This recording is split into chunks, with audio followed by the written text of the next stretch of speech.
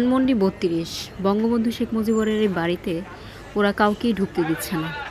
পাকিস্তানেরাও অনেক চেষ্টা করেছিল। ইয়াহিয়া খান বঙ্গবন্ধুর এই বাড়িটা জ্বালিয়ে দিতে চেয়েছিল, কিন্তু পারেনি।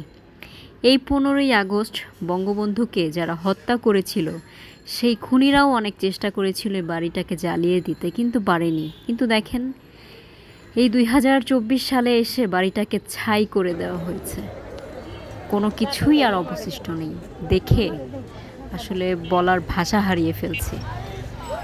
আর আজকে যাদেরকে দেখলাম, পুরো 32 নাম্বারটা যারা দখল করে রেখেছে, আমার কাছে তো মনে হলো না যে এরা ছাত্র। আর ছাত্রদের আচরণ কি এরকমই হওয়া উচিত? মানে ওরা সাধারণ মানুষকে পর্যন্ত এখানে অ্যালাউ করছে না, তাদেরকে যথারীতি হ্যারেজ করতেছে।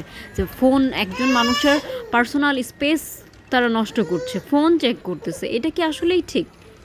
আমরা আসলে কোন সিচুয়েশনে এসে পড়েছি আসলে বলার ভাষা হারিয়ে ফেলছে। আসলে কিছুই বলার নাই। এরকমটাই কি হওয়ার ছিল?